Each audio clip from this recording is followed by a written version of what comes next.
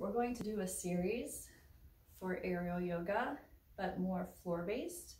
It's difficult for me in my current setting to go from top to bottom in the camera frame. So this series is going to be mainly for floor exercises, so more of our aerial strength or our aerial Pilates series in class.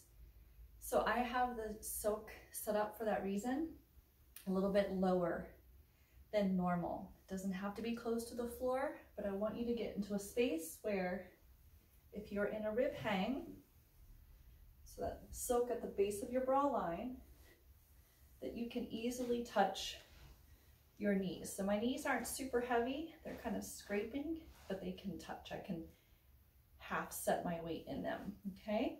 So that's where you're gonna need your soak set up for this series. So let's go ahead and get started with just some breathing here. So I'm in rib hang, I have my knees down, and you're gonna get this beautiful stretch where it's gonna feel almost like you're being supported in a back bend. And you can have your hands maybe moving here with your breath. Maybe you just hold on to your silk, right? You can inhale, lift the arms up, and exhale, let them float down. Inhale, float the arms up. Exhale, float them down. And just keep going. Floating down. Good. I'm going to turn back to you. Because as the hands come up this time, bring them behind the head. And just give me little side bends. So you're going to do a little bit of a twist or a movement here in your soak. But you're just going to focus on getting heavy in the right shoulder blade and then the left shoulder blade. Notice that the knees stay still, and I'm working to stabilize my hips in a way that both hip bones are staying front facing so that I can facilitate a deeper movement from that hip bone up through the front sides of my core into those rotator cuffs. And then come around through to center. Good. So at this point, let's do a little ab work, if you will. We're going to bring those feet up to touch the floor and put us into a wide squat. So from this rib hang, hold up high onto the silk, grasp it firmly, take a deep breath in. On your exhale, tuck your tail under, engage your core. So that's the first step, take a deep breath in. Exhale, continue to engage to float your feet up. Now here, readjust so that the silk is firmly under your rib cage, around that bra line area for us ladies. Take the legs wide. Here the hands can come down, maybe even they touch the inside of the knee and start to float back and forth. Nice steady breaths in and out. Look at that long leg, pull those toes up. Really think about flossing the spine from the nape of the neck all the way down through the root into the legs, all the way to those heels and feet. Then hold on your left side. Reach your right arm out and reach the left hand up overhead. Now, not so much so that you slip off of your silk, just reach it up. And then let's bring it to the other side. And then again. Switching, and again. Switching. Bringing back to center, both hands to center, take a deep breath in. On your exhale, bring those knees back and around towards the floor, and then around to your side. Now from there, bring your one foot forward. I'm going to go with my left foot forward. And since we know in aerial, we can't always mirror each other, just go with your left side, okay? Which is also my left side for now. From here, I'm going to keep that right knee squared under my hip or lean forward into my silk so that I come a little bit more forward and feel that stretch of the right quad, the right front hip up into the rib cage. Bring your hands behind your head and allow your head to rest. And breathe in nice and deep. Let that body open some space. If you've been hunkered over that computer, if you've been on Netflix marathons, then this can really open the front side of the body. And then bring your hands up to the silk. And we're going to find that we tuck the right toes under. And then lift off the right knee. Readjust the silk to be securely under your ribs. Reach your hands forward. Sit heavy into that silk so it starts to feel like it's tractioning your spine up away from your hips. And your hips are low, tail slightly tucked under. And that back leg is straight. So you have to use that right glute to keep that hamstring floating up so the knee doesn't bend and get floppy. Good. Bring your right knee into a bent position. Flip the hands to the silk. Let's simply switch the legs. So spiral them around. And we're going to stay here. Now, again, if somebody can find aerial clothes that don't move, I'll be your biggest investor, okay? Now, we're going to push the hips forward. Feel that side body open up, that front hip into the waist. Bring your hands behind your head. Let the head rest. And let's be here for 3 deep breaths. In and out. One more breath in. Let it go. Hands to the silk. Tuck the toes under on the back foot. Press the legs straight. Readjust the silk and then sit heavy in the silk, reaching the arms forward, keeping your left leg straight. You might notice that you want to stick your bee stinger out. Tuck the tail slightly under. It will make keeping that leg straight harder. Deep breath in and out here. And then bending the knee. Hands to the silk, both legs in front. Find your Utkatasana chair. So stack hips under ribs and let the waist elongate. Get it out of your rib cage. Maybe you shake your tush a little. Maybe make circles. If you do, make sure you reverse. It's your practice, have some fun with it. And then from here, take the hands up onto the silk. We're going to bring the right knee down, the left knee to meet it. Take the silk off of your rib cage, over your head, and into your wrist wrap. Now, from your wrist wrap, square yourself up so that you're mainly under the plumb line, your body. Your silk will be slightly in front of the plumb line. Your feet are obviously behind the plumb line, and the feet can stay flat. No need to tuck the toes. Go ahead and extend the waist and upper body out of the hips. So notice I didn't push my hips back or bring my hips forward. The hips are staying over the knees. And I extend. Change this way a little bit so I can talk to you and do this. Exhale, roll up. Inhale, float down. Feel the extension of the spine. Exhale, tuck the tail, curl your abdominals. Up, up, up, up, up. Feel the lift of the shoulders and the head. Inhale, down. And then exhale, tuck the tail, roll up through one vertebrae at a time. Good. From here, sit the hips back. We're going to do some hip thrusts, or really they're vertical bridges. Right? So from this kneeling position, stay light and fluffy in the hands for me for a moment. You're going to take a deep breath in. On your exhale, squeeze those sits bones up and in to lift the hips up off the heels. Inhale, down. Exhale, lift. Inhale, float down. Exhale, lift. Inhale, down. So my hands are light. I'm not pulling myself up with my upper body. They're just there. And I am getting those hips to move and mobilize. Really great glute and core work here, mainly glute in this position. We'll get to the other bridges, don't you worry. One more time. Pulling up and bringing it down. Good. From here, scooch forward even more so that plumb line is way out in front of you with the silk now.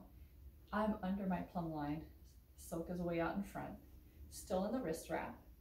Still with my hips on my heels. I am going to widen my knees. My toes are touching, my big toes. And then curl the tail under. Bend into the arms. Lengthen the body away, lengthen the arms away. Let the chin lift. Exhale, tuck the chin towards the chest. Curl the arms. Extend the spine forward. Lengthen the arms.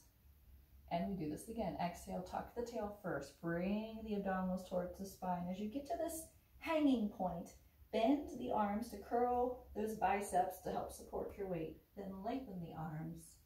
Open the chest. Feel the stretch through the neck. Then curl it back up. Curl the arms to help lift you. Extend the spine. Extend the arms as you breathe in. Exhale, tuck the chin. Sorry, tuck the tail. Then the abs. Now the chin. But as you get to the back, open the chin. These always feel really good, right? This next round, we're going to stay back there and really enjoy this little bit of a hero stretch. So you're going to come back and you're going to just hang and let your body open. Now, if this is enough, great, stay there. If you feel like you can give a little bit more, you simply lift the hips up off the heels. And keep those arms long, but we're pulling the shoulders towards the spine, opening the heart, opening the throat. Take a few deep breaths here. Keep that pickle jaw grip. One more deep breath in. Settle the hips down. Tuck the chin towards the chest. Roll the chin towards the curled biceps and extend back out. Lovely work. Now from here, go ahead and take this side to side for a moment. If you feel pinchy in your shoulders here, you need to make sure the shoulders come down and back away from your ears. Maybe you bend into your arms a little bit. Or let's really open this up. Take those wrist wraps, each to their own soak, widening your grip. And now the hands can move a little more independently. You get a little bit more swivel out of this loveliness.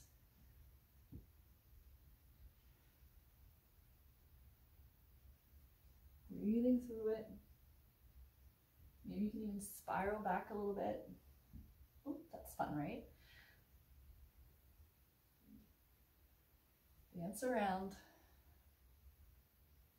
And then bring it back through. Now from here, go ahead and bring yourself up to your knees. Bring your left leg back to the front again and allow your right hand to take both soaks into a single wrist wrap. Now from here, take the left hand, reach it over that left knee. As the right hand starts to slice forward, then yes, that rotator cuff will open like I'm reaching out across the room. The left hand's going to come up and around. And I twist. So now I'm looking over my left hip. For you, it could be the right on everything I'm saying the left, depending on how you're orienting yourself, but we have to do both sides. So you might as well just do the left. You just might look opposite of me, as is usually the case in aerial. And from here, I want you to press your hips forward, like your knees trying to follow your right hand for a moment. So press the hips forward and see if you can get your left hand to come down and touch your ankle. Now here you can curl the soak and then pull the chest up. And if that doesn't feel good on your back, just come back to the twist. It's okay. I can't see you right now, so I can't give you any recommendations. You're going to have to trust your own body. Another option besides touching the heel is just place your hand on your back. So you look kind of sassy here, right? Place it right on that sacrum, push your hips forward, keep that brace there, and then open the chest and lean a little bit more forward. Another option. Okay, so we're just going for opening the front body. It's going to look a little different for each person. Go ahead and come all the way back up through. Take that knee, place it back down, walk it out for a moment off those kneecaps. Left hand needs to take over the wrist wrap. So let the right hold on to the right. Bring the left in front of the thumb, in front of the soak. Back around like you're going to scratch your nose. Grab the soak, slide it in. Once they match, grab a hold of the left, grip it in. Right hand comes forward, over, oops, the left knee. Here we go, over the left knee. Oh, that was right. Whew, I did have coffee this morning, which is a rarity anymore. And now push the hips forward, push the hand forward, knee forward, like I'm reaching for that room. Left hand as well, and now right hand comes around to the twist. I don't have my back to you, but you get the idea. Deep breath in and out. To intensify this stretch, you could push those hips forward. See if you can bring your hand around to touch your heel. If you feel like you're hanging out in space, you can bring your silk back towards your armpit and hold on. If that's still too much, come up, put your hand in your waist, push the hips forward, get that little sassiness going. Tuck the tail under, engage the core, and really just press those hips forward.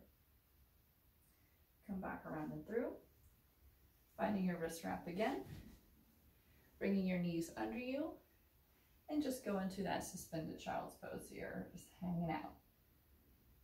Nice deep breath in and deep breath out. Another deep breath in and a deep breath out.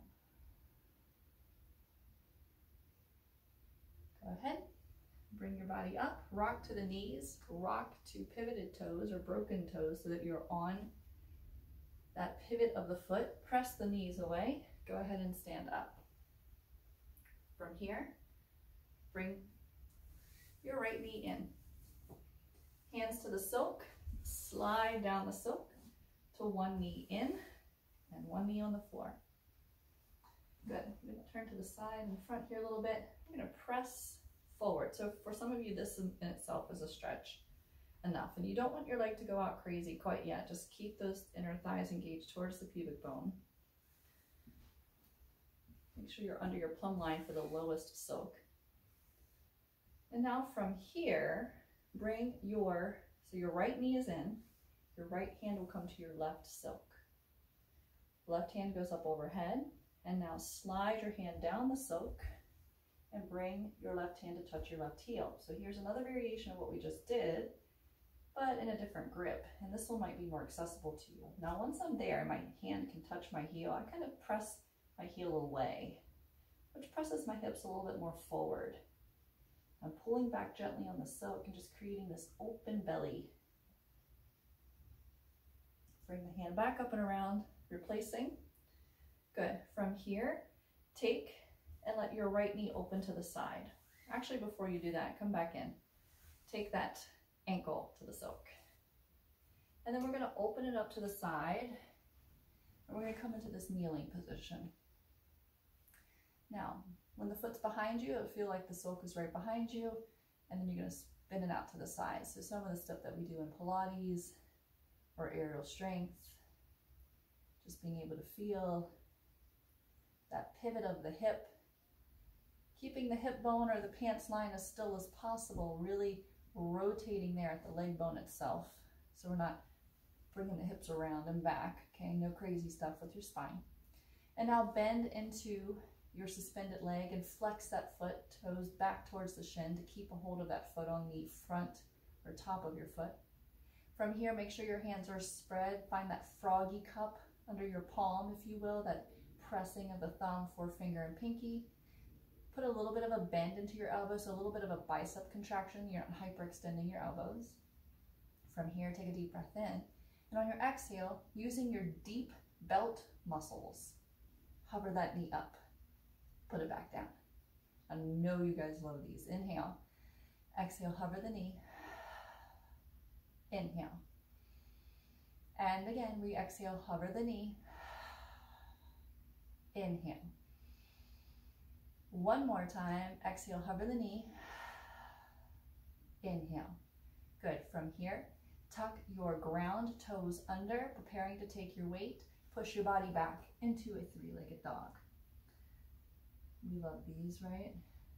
Deep breath in and a deep breath out. Let that head roll under. Look at your back toes, the ones suspended in space. Really press back, push the floor away. Find the stretch of your ground leg and the squared off hips of your suspended leg. It's why I love practicing three-legged dog with a silk. because you can't cheat like everybody likes to open that hip. It helps you keep your hips square. Go ahead and bring that floor back under you. Bring your hands back down to touch, your knee to touch, I should say.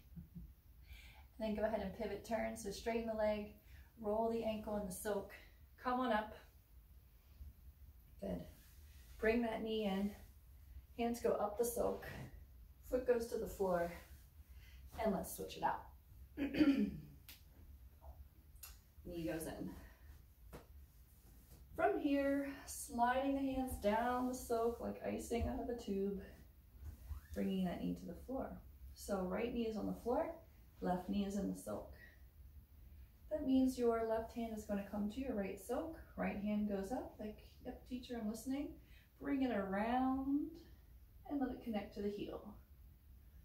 Gently pulling on that soak, pressing forward in the hips, act like the hand is trying to push the heel away.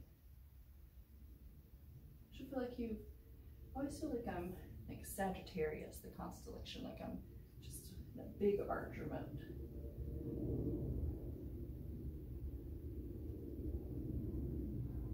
And then go ahead and pull yourself up and around. Beautiful. Nice big stretch here. Settle it up. Feel level and balanced for a moment. And then from here, we're going to take and put our foot back on the floor. Or no, we're staying on our knee, but we got to pivot around and we got to take this foot to the ankle. Okay, so we're here. Take the hands to the floor, knees on the floor. Just give me some hip pivots first. Now here again, like on this side right now, my soak is behind my plumb line. My foot doesn't enjoy going that high in the pivot, so I'm going to scooch forward. Cup the fingers, make sure you have a little tension in your biceps, and now we pivot and pull. Pivot and pull. And I like to play with the footwork. I flex and then point, pull back. Flex, point, pull back. Just like a Pilates side kick. One more time. Pull it around, bend the knee, flex the foot. The toes are pulling back towards the shin to hook that silk strongly. Take a deep breath in. On your exhale, draw in the muscles around your pants line. Hover in the knee. Inhale down. Exhale, pull. Inhale down. And exhale, pull. You can give me 2 more of these. I know you can. Inhale and exhale, pull. One more time. Inhale and exhale, pull. Good. Cup the toes under, go ahead and press back to 3-legged dog. Now here you can adjust however you need to really feel like you're creating that long body. So if you're too close and you go to press back, it feels a little bit more like a split with a suspended leg. I want you to hop that foot back to kind of match its suspended partner and then press the floor away to find your 3-legged dog. And we breathe here. Let that head travel under. Look for those toes and the silk. Stretch that right hamstring. Send those sits bones up. So pull the pubic bone away from the belly button. Sits bones up away from the heel, but try to keep the heel down. There's your 3-legged dog. And then pull that knee back under. Good. So to finish up this series for now, trust me, I'll make more on the floor. You're gonna pull yourself around. And we're not gonna do bridges today, so you're in luck. We'll do them next time. But you're gonna have that foot in and bring your other foot to meet it. And then Charlie Chaplin your feet, okay, or Mary Poppins your feet. For those of you who have no idea who Charlie Chaplin is, I always age myself. Not that I was alive during his movies, but just the fact that I know who he is. And then lie there, okay? So this in and of itself is just traction. As your legs are up and floating, and you can be under your plumb line with your feet if you need the silk to be a little lower. If you want it to be a little higher, you can always scoot yourself and have your silk away from your plumb line if you need a little more lift. It depends on your legs and your setup. And then if you also feel like your toes are gripping too much, you can sometimes kind of put them in the blanket of the silk, but don't lose your grip to do that. Okay, if it's available, you can kind of stick your feet in the pockets of the silk. If not, just kind of let them be there. And then lie here. And as you lie still and these legs are elevated, you're going to start to get the sensation of your legs being able to sink back in their pockets. So very similar to legs up the wall with just a slight angle. So we're working on it in a different angle, which for some folks is more beneficial than straight up the wall. Just kind of depends on how your leg bone is sitting in your hip pocket. So this is a great place to be.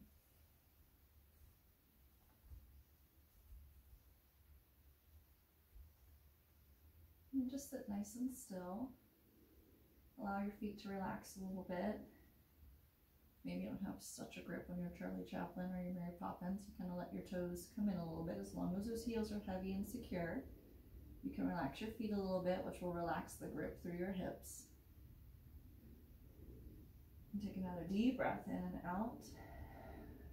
Allow your hands to drift to the floor. Your eyes can close.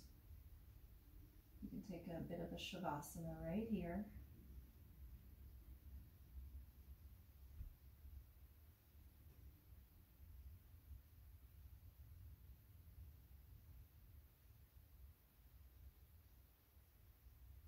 Allow your breath to find its focus or intention on softening the hips, a place where we normally carry much tension. Allow your breath to illuminate those spots. Maybe your inhale, as it travels to your hips, can find those nooks and crannies that are holding tension. And as you exhale, think about those spots melting away. And you may find, as you continue to breathe as such, that your legs feel as if they're softening a little bit there into the hip pockets, finding their proper space once again. Allowing those hip flexors to breathe, and the sacrum to settle, that bony spot there under the glutes and the base of the spine. Allowing it to just feel equally weighted on both sides.